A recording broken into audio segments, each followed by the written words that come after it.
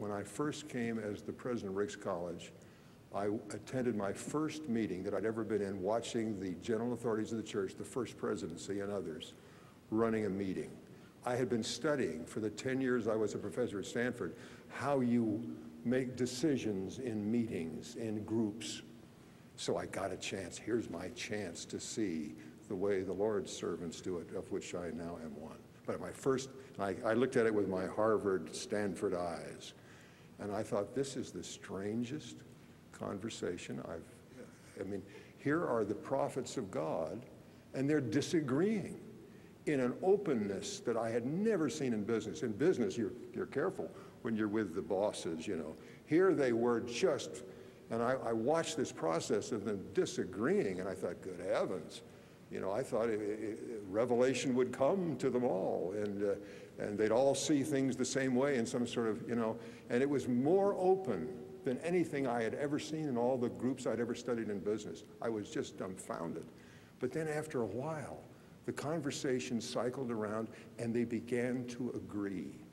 And I saw the most incredible thing, that here are these very strong, very bright people, all with different opinions. Suddenly the opinions began to just line up, and I thought, I've seen a miracle.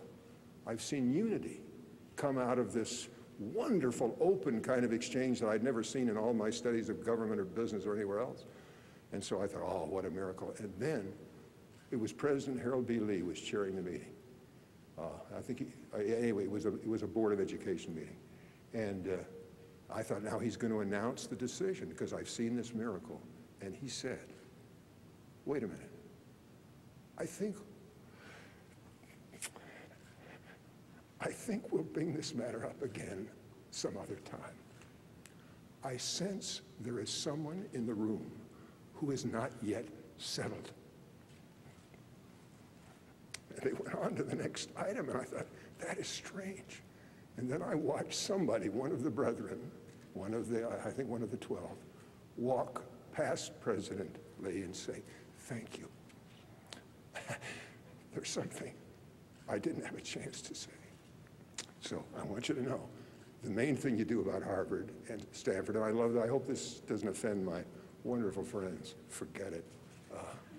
We're in another kind of thing here. This is what it claims to be. This is the true church of Jesus Christ. Revelation is real, even in what you call the business kinds of settings. And a great man whom I love and will always love, President Harold B. Lee, taught me a great lesson that says, no, we can be open, we can be direct, we can talk about differences in a way that you can't anywhere else, because we're all just looking for the truth. We're not trying to win. We're not trying to make our argument dominate. We just want to find what's right. And then a man sensitive enough to sense, without anybody saying anything, that somebody in the room was not settled. And again, there's a kind of process of openness and yet coming together and having confidence that you know what the Lord wants, not what we want. That is, I loved Harvard, I loved Stanford, had a great time there. My wife is here. We spent the first 10 years of our married life. I was a professor at Stanford, thought I'd stay there forever, and had tenure, and how happy we were. And then went to Rexburg, Idaho from there, and then came down here and found out that there was a kind of making decisions and working together in groups that I have never seen anywhere else in the world except here.